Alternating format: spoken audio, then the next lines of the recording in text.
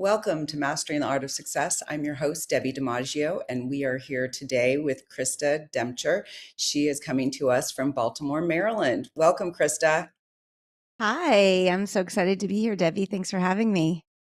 Of course, I'm so glad. I know you're so busy, so I thank you so much for popping on today for a little bit and to share your expertise and coaching and tell us what's coming next for the new year. So let's get started. Krista Demcher is your guide to building authentic brands through power of storytelling and the founder of Acorn Method, a transformative framework shaped by her 8 years as a licensed counselor and 15 years spent building multi-million dollar sales teams from the ground up. She has helped more than 1,175 clients gain clarity, confidence, and a compelling message that sets them apart no matter what curveball the Instagram algorithm decides to throw next. Love that. Whether she's coaching entrepreneurs, teaching sales strategy, or hosting her podcast, Krista brings humor, honesty, and the unmistakable energy of a front row cheerleader, the hootin', hollerin', bedazzled jacket kind, because she a proud wife to Brian and mom to three incredible kids. Krista is also a Peloton junkie, Real Housewives superfan, and small town Pennsylvania girl her first dream was a cheer at Penn State. Ultimately, she discovered her true calling, cheering on people who want more for their life and helping them tell the story they were meant to share. All right, I have to ask you first, which is your favorite Housewives? Well, I have to say, I've been off the grind a little bit lately, but I was an OG New York Housewives fan. And then Beverly Hills. I do love Beverly Hills, but I haven't watched the new season yet. I'm excited to see Rachel Zoe on there. Have you watched any of that? Oh no, I only watch it when my daughter comes in from New York and then she watches it. My husband absolutely does not like the Housewives, so Oh, we don't watch it. my But husband doesn't either, no. And then so when my Bianca, daughter, yeah, yeah, my oldest daughter actually has gotten into Salt Lake and she's like, "Mom, you've got to watch Salt Lake City. It's like iconic." So I need to get on that. that is Bianca's favorite. Is this Is all it? I watch with her and I'm like, I this drives me crazy, this one. Yeah. But I do like, if I do get to watch, I do like Beverly Hills in New York, because what's not to like about those two places? And it's crazy. But yeah, Salt Lake seems to be quite popular these days with the younger kids, Yeah. the I mean, 20s. the editing is and producing is so good. You're just like, it's brain candy. It's like nothing like I actually experience in real life. So I think that's why I like it. Yeah, it turns our brains off for a minute. Yeah. Yeah, So absolutely. love to start with, how did Krista become Krista? So when you were Mm. growing up, and you talked a little bit about that, and I was a cheerleader too. I loved it. Mm. It was so fun. So you grew up in Pennsylvania. Share with us a little bit about family life. And did you know you would be where you are today, or did you think you were going to be a doctor or something else? And tell Mm. us a little bit about me. Yeah. I was that kid that always thought I was destined to do big things. However, I felt like at some point in my life, I would have this magical moment that I would get this moment of clarity where I understand what I was meant to do. Oh, I'm meant to be a doctor or I'm meant to be a mathematician. And I was going to have this talent or innate gift that would be bestowed upon me. I've always been very competitive. I've always been achievement driven and I've always wanted to win at whatever it is that I've done. And so, you know, coupling all those things together and then starting to realize like I don't actually have this innate gift that I'm really gifted in one specific area. It was kind of this internal struggle like into like later elementary school, middle school, as I started realizing this about myself. And I feel like that was a theme into high school, into college, as I grappled with like, what am I going to do with my life? I was always driven to, as I said, cheer people on and want to help people. I think I had that entrepreneurial spirit always. I remember being like a really young child, probably like kindergarten age, and starting a business business air quotes, called Cards by Krista, cards with a K, because I loved alliteration, like making little greeting cards out of notebook paper. But I really leaned into more of the helping side of myself and ended up going to college for occupational therapy, and then pretty quickly realizing I don't like touching people. So I'm like, well, that's not going to work. And so then going to graduate school for counseling. And so I actually worked as a counselor for 9 years, counseling women and children. And that actually influences so much of the work I do now. I feel like I use that degree almost as much as an entrepreneur who coaches and consults with other entrepreneurs, because entrepreneurship is such an inside game. It's a mental game. Um, Right. yeah, and so I loved being a counselor, but it is not a meritocracy, in that I feel like you can work really, really hard and be really, really good at your job. And there is a glass ceiling with as much, you're going to earn what you're going to earn. And I like making money, and I like continuing to achieve and growing to the next level. And I felt like unless I wanted to go open my own practice, I was not going to see that in counseling. And the other side of that is I feel like it takes a really special person to be a counselor that is able to give and not get drained. And I realized that I don't think that I am that person. And so, I really, that wasn't for me. So, a circuitous path ended up leading me to entrepreneurship. So I did not set out to be an entrepreneur. I never thought I would be here, but I'm so happy that I am. Oh, that's great. So how I have a very similar story to you, that I didn't want a glass ceiling, and I wanted something out of college that I thought was going to be that thing. And so that's a story for another day, but very Mhm. similar to your path, and Uh-huh. helping others. So how long have you been coaching? And, there's all kinds of coaches. People say, are you a life coach? Are you this kind of Yeah. coach? I call myself an accountability coach. So what style, and give us, if someone wants to come to you and they're going to have a consultation, why would they choose, or how would they know if it was a right fit? Yeah. So my specialty is messaging and storytelling. So I am of the very firm belief that every entrepreneur, every person has a unique story. And in entrepreneurship, the only unique thing about you is your story.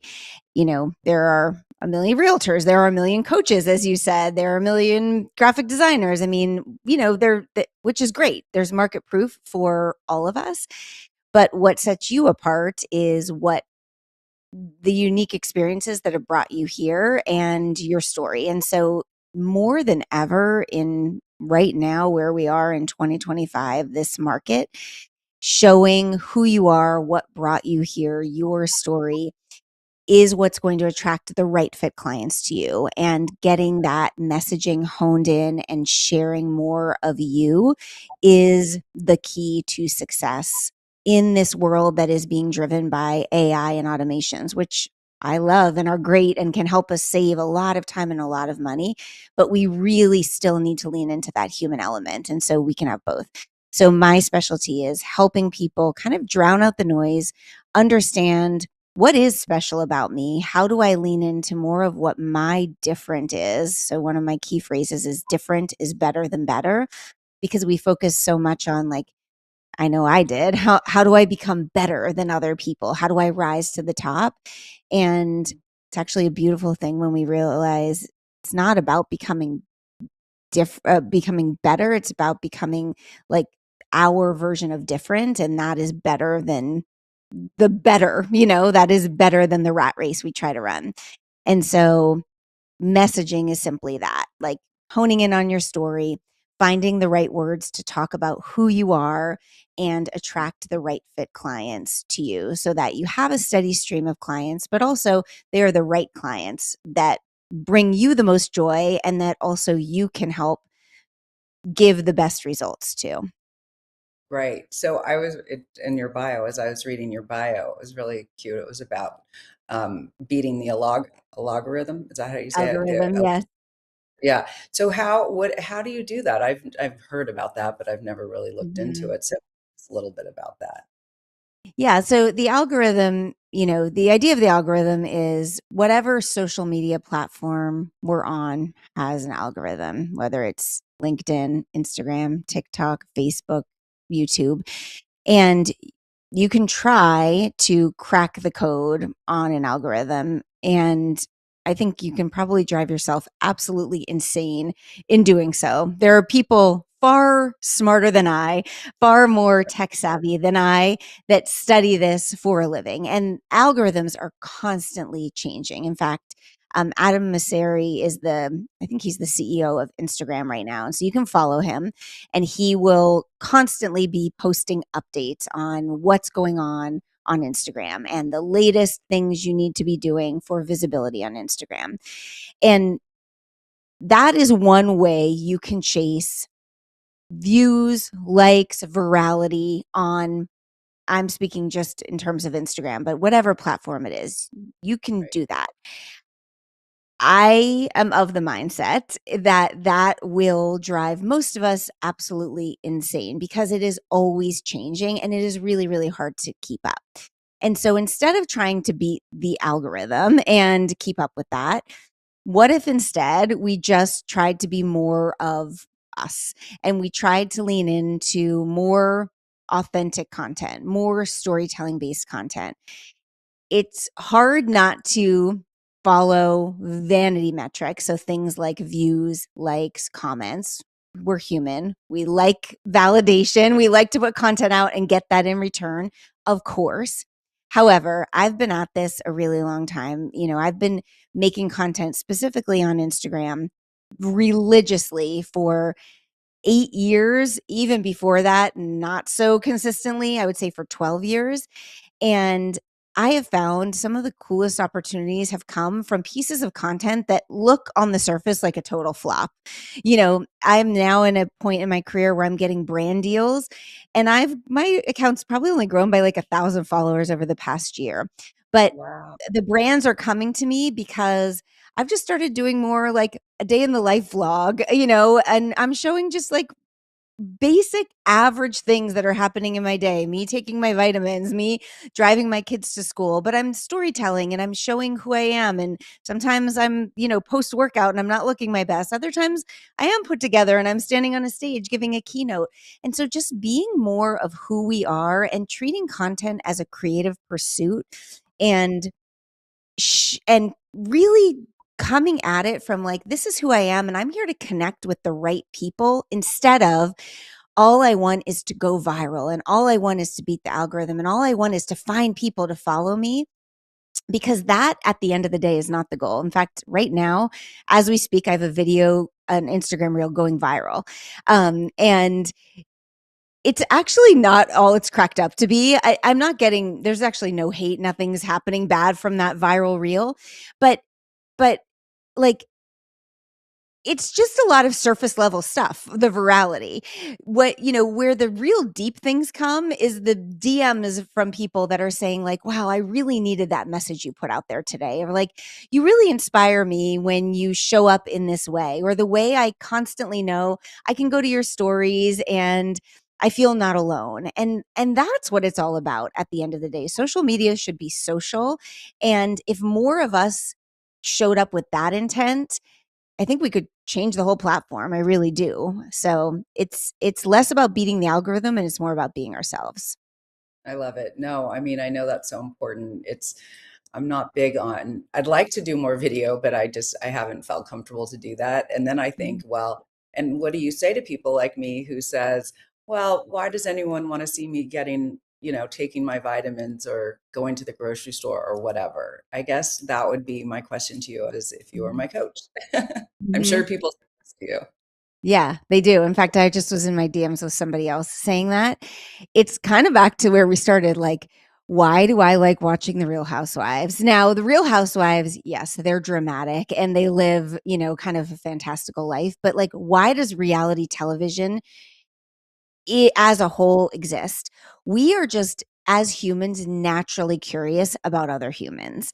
And yes, while I like seeing Kyle Richards live in her like fabulous Beverly Hills, mansion and like all these things that maybe I don't have, I also really like seeing other people that are just like me because it makes me feel less alone and it makes me realize, oh, other people are living the same life I am. And we're living in a society that is more and more isolated.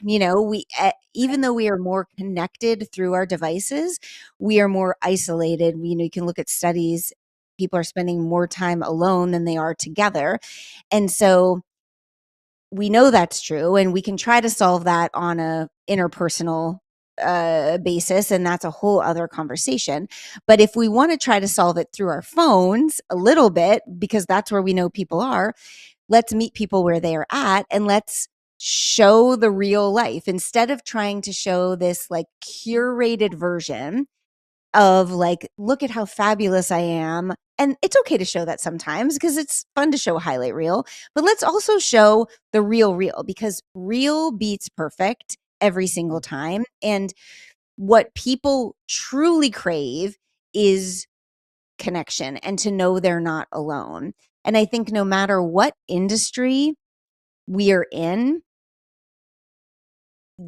our ideal clients need that from us. So they need expert level trust. So you're a real estate agent, and so you're a realtor. So they need to see Debbie, the expert realtor. So they need to know Debbie knows her stuff, and Debbie's going to guide me into the right home purchase or the right, sale of my home.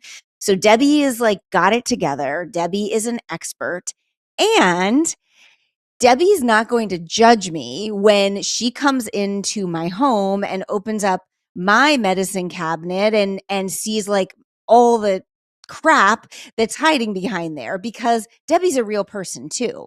And so we need to show that relational level trust as well. And it doesn't mean we need to be like, look at all the crap in my closet. We don't have to go that far, but we need to show ourselves as a real person as well. So it's really that balance of I'm an expert and look at my expertise, but also I'm a real person and you need to see me on that level as well. And so as professionals, we need to be holding both in both hands in order to get people to trust us. If we look at, there's something called the Edelman Trust Barometer, and every year, this is what they do. They measure trust and they put out a report on trust. And they've been talking about like, we're in a trust recession as a society. We are just generally distrustful, and we can look to like politics and the state of the world, and there's a million reasons why that's happening. But if we look at it just as a market barometer, like we just are distrustful as people. We have like the hair on our back stands up when we look at anything. We're like, I don't know if I believe that. And so we have to, as entrepreneurs, realize people are looking at us like that too. Like they are looking at us, and they're not, when we show all the glossy things, they're thinking, is that real? Is she like, what's really going on behind the scenes? Is that actually happening? And so because of that, we need to show the full picture of like, yes, I have all these great things going on. And, I'm kind of a hot mess sometimes too. People want to see all of it in order to trust us. And business moves at the speed of trust. So to kind of answer your original question, like showing like I'm taking my vitamins, I'm going on a walk, I'm, watching Real Housewives with my daughter, like that's relatable and that builds trust. And we need that to grow business. Well, I keep hearing the same thing you're saying over and over again. I think from our mutual friend too, Kim Ripberg. Yeah. Um, Yes. I get it. I just got to do it. So I Yes. appreciate that, and I'm sure everyone appreciates you sharing that and the why we should do that. So tell us a little bit. Well, actually, before I ask you about the acorn method, tell us what the reel was. Give us a little Oh, it's hint. actually so it's interesting because it doesn't have anything to do with my business, as most viral reels do.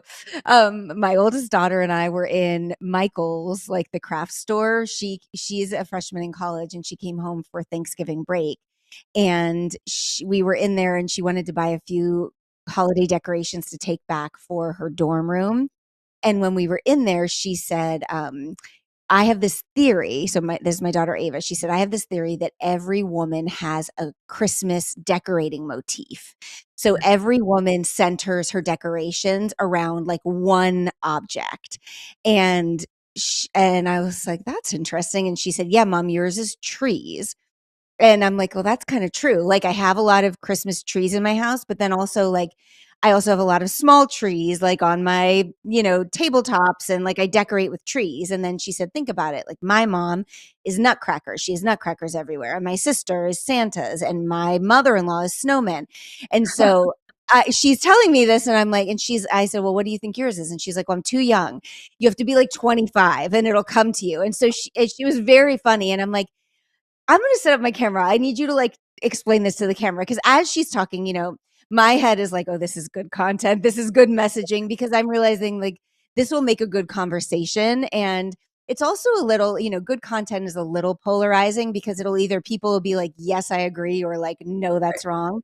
So we Yeah. set up the camera, and I was like, all right, Ava has a theory. And so she said it, and it was like very, I mean, not good lighting, nothing fancy about it. And I put it on TikTok first, because I feel like TikTok is my place to just play around. It's not curated. And I posted, yeah, yeah. So I posted it on TikTok, and it went mega viral over on TikTok. And Wow. that was like right at Thanksgiving. And so just yesterday or 2 days ago, I thought, well, what the heck? I'm just going to put it on Instagram and see what it does. And it's now going viral on Instagram too. So Oh, people are commenting, because we said at the end, you have to tell us what your motif is. So everyone is commenting with like, I mine are love angels, snowflakes, gnomes, whatever, because everyone wants to weigh in. People are commenting with pictures or gifts. So it's very funny. it. It's cute. No, and what I hear you saying just at a teaching moment, a lesson, Yeah. is that what you did there. Well, first of all, you got your daughter to participate, which I don't think I would be able to get my kids to participate. Already are ahead of a lot of us there. Do was you started a conversation. It was a Yes. really fun conversation that everyone could participate in, and everyone is probably different, some similar, of course, but it just hit a string, it hit a nerve with people. So think of a conversation starter, people who are listening today. That's a great tip from Krista. Thank you. So we're going Yeah. to go to commercial break, and we will be right back with Krista from Baltimore, coach, speaker. She has her own podcast. Did you know that your beliefs create your entire reality, but it's the subconscious beliefs that do most of the creating? Belief shifter and life coach Shiraz can help you identify those limiting beliefs and eliminate them, often in a single session. Like it was almost instant, like I had relief right away. Creating better health, relationships, careers, and finances. Let Shiraz help you step out of safety and into awareness. Definitely something's happening. It's like a flow inside. It feels good. Whether in person or online, Shiraz provides personal coaching, belief shifting. Visit Shiraz at energeticmagic.com or call 416-529-7429. Energetic Magic. Find your greater happiness. Be well. Be aware. Be magical.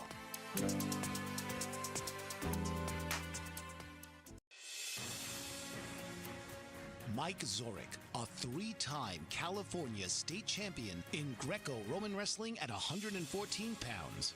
Mike, blind since birth, was born in Hartford, Connecticut. He was a six-time national placer, including 2 seconds, 2/3, and 2/4. He also won the Veterans Folk-Style Wrestling twice at 152 pounds. In all these tournaments, he was the only blind competitor.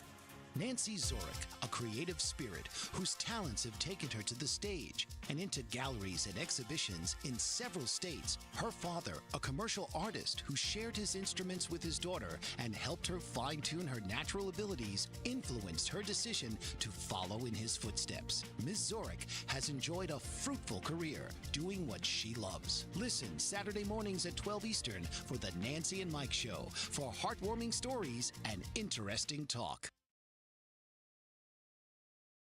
Welcome back to Mastering the Art of Success. I'm your host, Debbie DiMaggio. We are here today with Krista. So Krista, that's very exciting about your reel going viral, Mhm. and so nice that you got to do it with your daughter. Makes it even more Mhm. special. So tell us about, let's go back to your coaching. Tell us about the acorn method. Yes, yes. So when I started Acorn, so I've been an entrepreneur for 15 years now, but the first 10 years I was actually selling accessories. So I transitioned out of that after about a decade, 10 years, and started Acorn.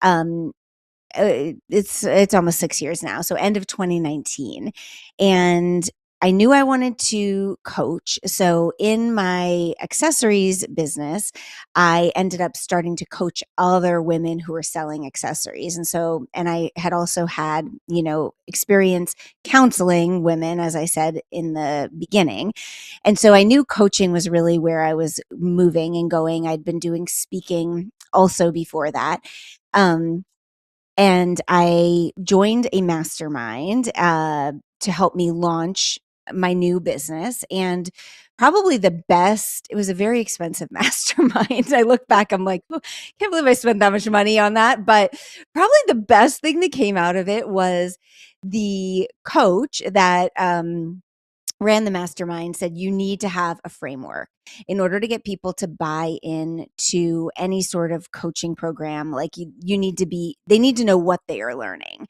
And it really helped me refine also the kind of coaching that I wanted to do. So, at that point, I'm like, well, I want to help people sell themselves without feeling like gross and weird and sleazy, which is really into like the storytelling and the messaging, but I didn't know how to refine it. And I sat down and just started kind of like mapping out like what would be the steps that I would take people through if I had someone that said, all right, help me, Krista, and I had 3 months with them, what would I do with them?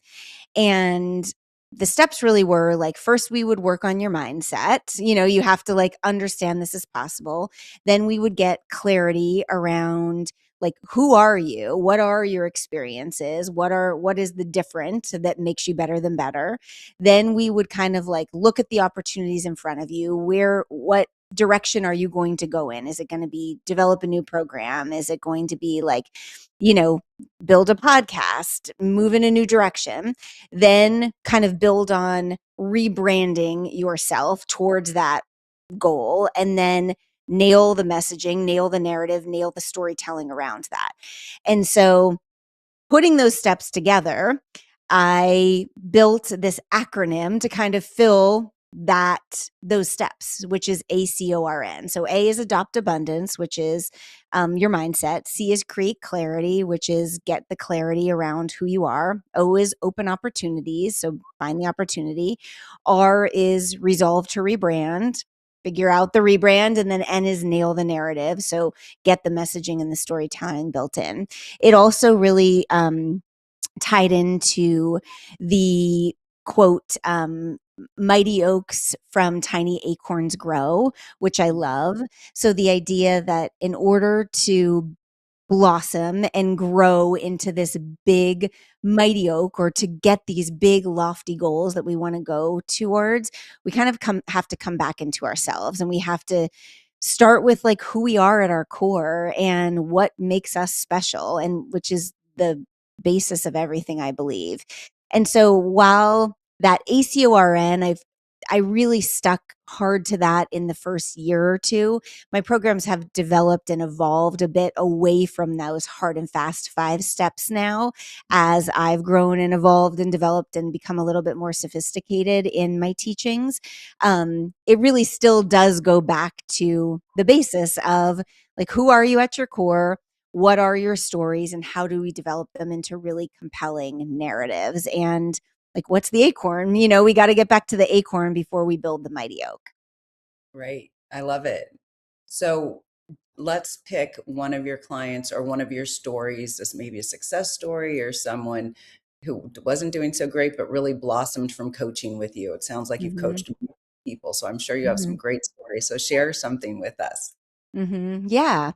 Yeah, somebody that immediately comes to mind. So a client of mine, she is a graphic designer, and she was making products.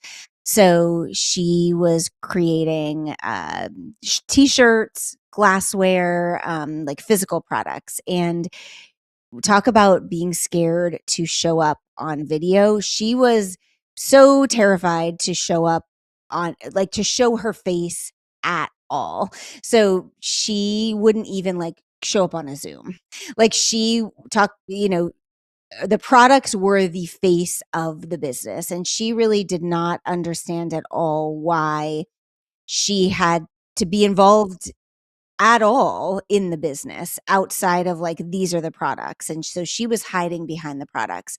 And so she'd been following me for a while, talking about like, people connect to people, and, business moves at the speed of trust, and they have to trust you, and your story is important. And she ended up joining, I did like something called Story School, which was like a very low ticket 3-day event where you could build a story and then move that into like an Instagram post, an Instagram story, a piece of email content. And she joined that. And the first day she joined, and she had her Zoom screen off. And I just assumed she was busy. Now I know why, but at the time I had no idea why. And then the second day, same thing. And by the third day, she actually came and turned her video on. And then she ended up joining my bigger story selling program. And I gave her a challenge to like hop on your Instagram stories and talk to the camera. And I think because she had paid, she Yeah. now tells me, well, I'd paid for this. And I'm like, well, I didn't want to let my money go to waste. And so she said it took her like 3 hours of like retake. I don't like the way I look. I don't like the way they sound. But she finally got like one 60-second Instagram story with the prompt I gave to talk to the camera. Fast forward, that was October of 2024. Fast forward to now, she is probably the most active client I have on social media. I mean, she has reels, TikToks, probably 5 a week. She is on podcasts, video podcasts all the time. She has a really compelling mental health story where she had struggled a lot with her mental health, and her business was kind of like her saving grace that saved her mental health. And she finally shared that and connected with so many people who also struggled with their mental health. And now her products are kind of this secondary to that, although her products are flying off the shelves. And so it's just this insane story of how her being the face of her business, yes, has helped her product sell. Her business is blossoming, but she has blossomed and her confidence has skyrocketed, and she just cannot believe, and her family. I mean, I have gotten messages from her sister of like, I just Oh, can't believe who my sister has become over this past year, the confidence she has, and like just how she's developed as a person because she just baby stepped her way into this confident version of herself. And that's the coolest thing. I mean, I can tell you, another person that popped in my head is someone that came to me as like a kind of a desperate housewife, lost my purpose. She ended up becoming Mrs. Maryland. She was like on the Tamron Hall show. I mean, she had like fame and all those things, which I love those stories. She like magazine covers, made a ton of money. Those stories are so cool, and I'm so proud of her. And I love the stories of like people just kind of finding themselves again, because that is just a beautiful byproduct of the work I do as well. right, right. So let's go back to the first gal, and that's so great to see how you built her confidence. What were some of the name 3 things that you shared with her to help her other than her find the program and a little Mhm. kick the butt, but what were some of the things that you told her to that really helped her get over the hump? Yeah, I would love to take credit. It really wasn't me. I think it was her being in a container and of like other people, and deciding to do the work as well, and me gently, and maybe not so gently sometimes, like pushing, like, you got this, you need to do this, you have a story to tell. Right. So I think it's a matter of um, being reminded that you being helped to figure out what your story is, number one. So I think and that is something that I will take some credit for. So a lot of us are like, I don't have a story, or I do have a story, but nobody cares about my story. And so you do need someone to help you shine the light on what the story is, help you find the story narrative. I know for me, like this is my life's work, and I still need someone from the outside coming in, helping me find my own story narrative. It's like, there's a glass bottle analogy. It's like you're living inside your own glass bottle, and on the outside of the glass bottle, there's the label, and everyone else from the outside can look at the label and read the label clearly, but you're on the inside and you just can't see it. It's backwards for you Right. because you're inside of it. And so for me, I can't sometimes read my own label because I'm inside of it. So you need someone that is going to be able to like see your narrative and is skilled in helping you build the narrative. And so I will say I helped her build her narrative so that when she was confident enough to share the narrative, she had it locked in and she knew what she was going to say. So you need to know what to say, and then you need the confidence to like say it. And so we had the narrative, and then it was like, okay, Jem, just me issuing her like tiny little challenges. So it's like, today, Instagram stories are my favorite like playground to challenge my clients to play on because they're just so low risk. They go away in 24 hours. Like they're meant to be messy. They're not meant to be super curated. They're just easy to like mess up on, and you just don't feel like you have to be perfect on them. I mean, you don't have to be perfect anywhere, to be clear, but Instagram stories, I feel like, are a really great way to just play around. And so it was, let's head to your Instagram stories, and I want you to open up and I want you to talk to the camera. And I gave her a prompt. And so maybe it was like, um, you know, I have really been struggling with this one thing, and this is the thing I've been struggling with lately. And does anybody else struggle with this? Something easy, something simple, and walked her through what this could look like and what she was going to say, and then she said it. And giving her like, all right, you have 24 hours, and I'm going to check in on you in 24 hours, and I'm going to watch for it. And as soon as you did it, I want you to message me. And then when she messages me, like we celebrate, and it's a big deal. So there's just a lot of accountability built into it.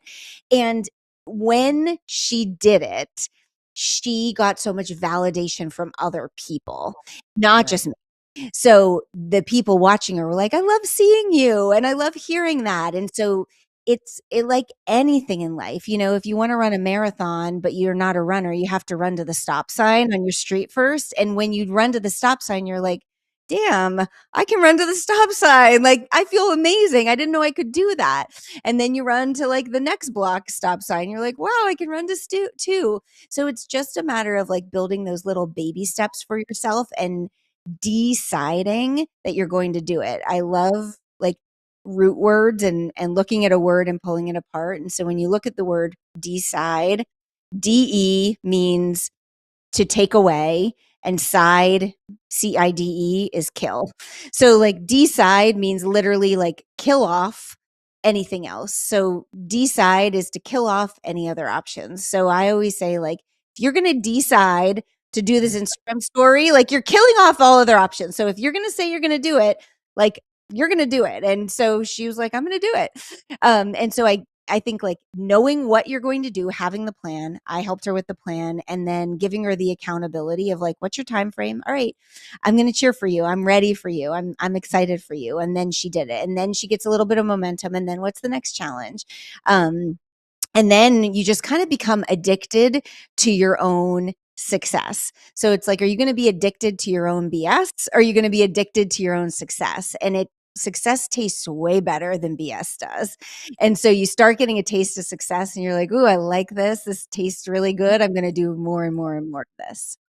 Oh, I love it. Well, I'll have to ask you later what her handle is so I can follow her and support her. That's just so great. It does Yeah. feel really good when you boost someone like that. So that's a great story.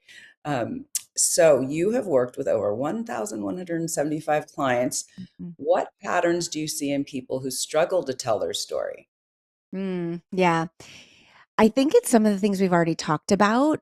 but it's thinking that they're boring, thinking they don't have a story. So there's typically two camps. There is one camp that is more of the minority. I know I have a story, but it's very big, personal, dramatic, private, and I'm not sure if I'm ready to tell it. Or B, my life is so boring, bland, vanilla. I got nothing to say that anyone cares about.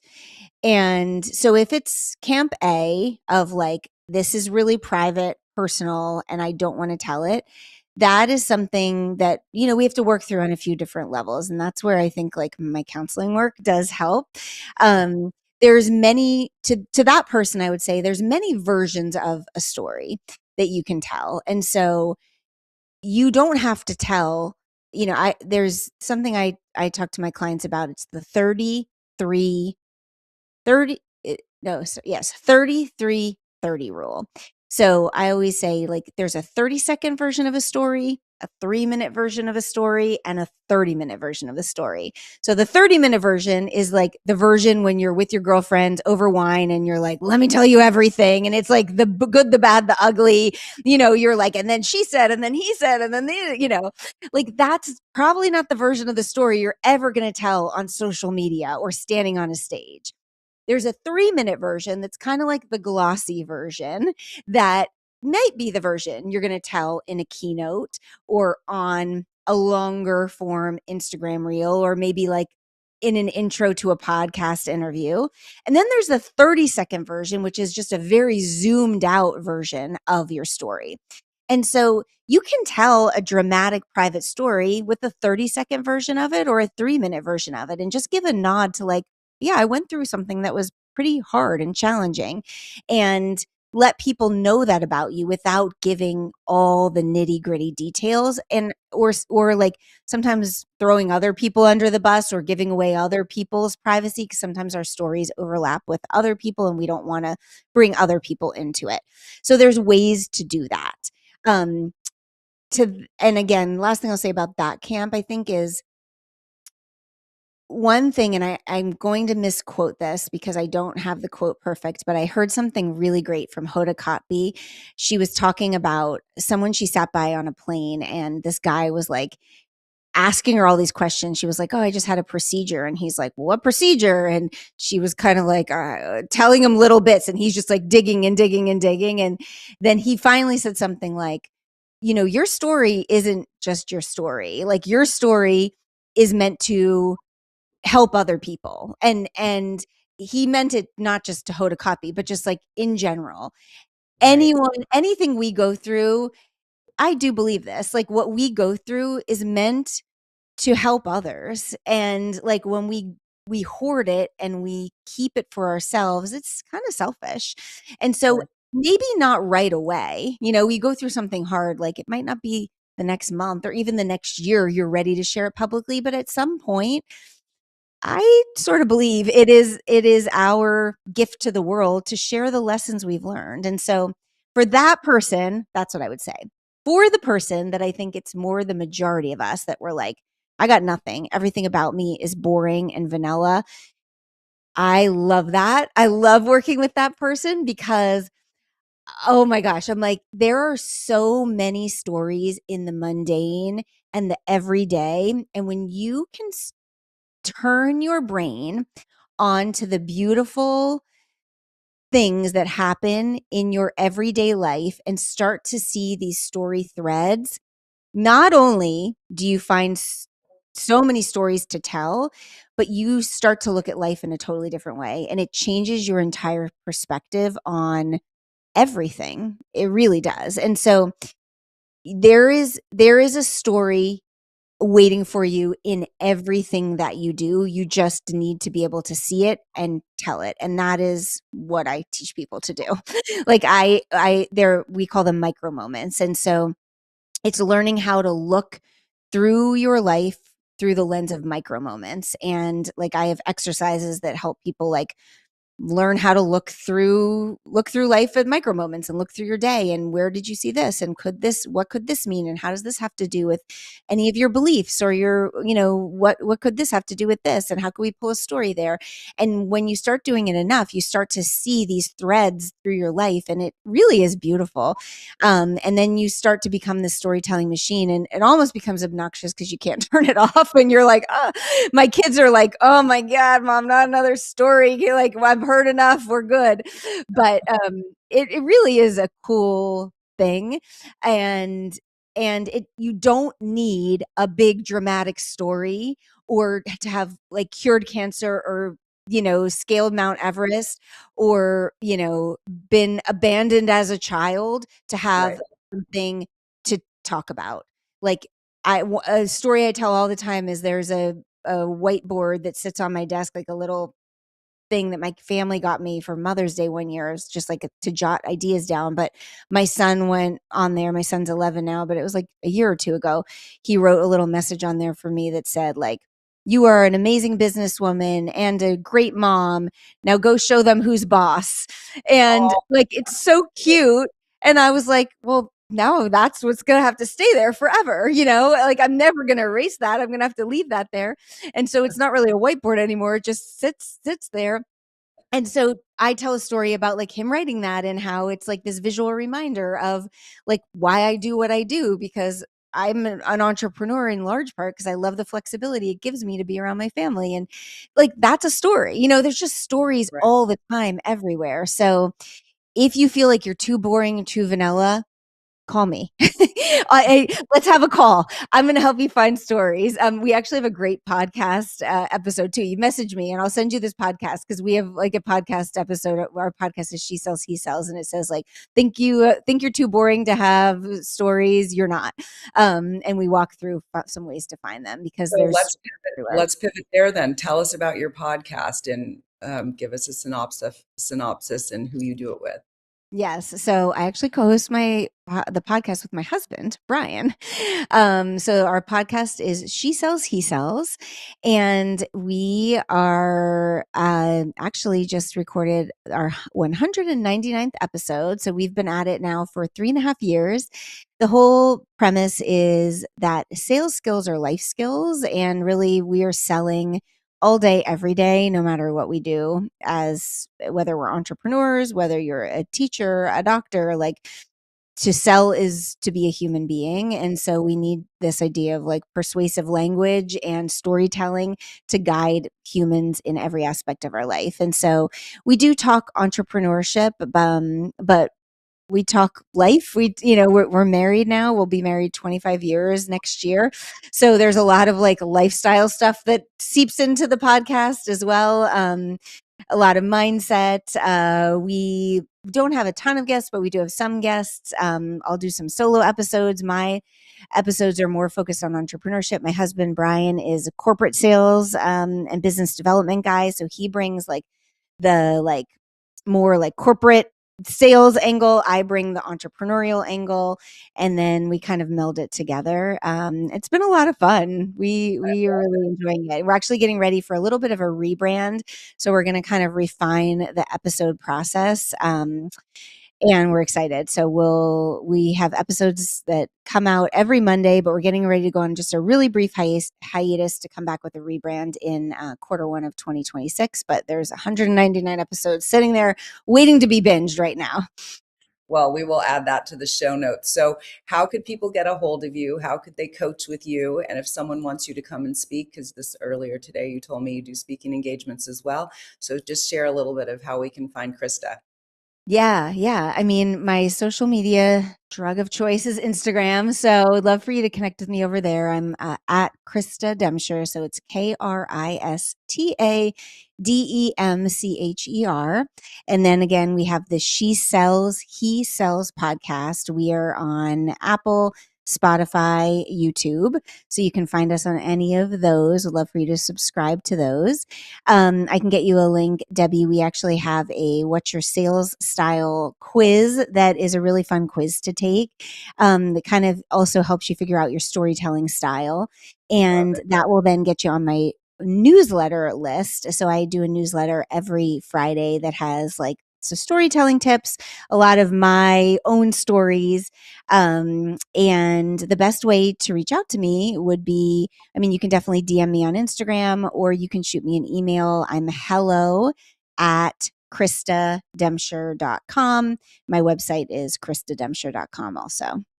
Awesome. Well, you were an incredible guest. It was so fun to have you. I learned so much and I loved your storytelling. Thank you. Thanks so much for having me. This was a lot of fun. Thank you, sweetie. Tune in each week for another episode of Mastering the Art of Success with host Debbie DiMaggio. Thursdays, 2 p.m. Eastern.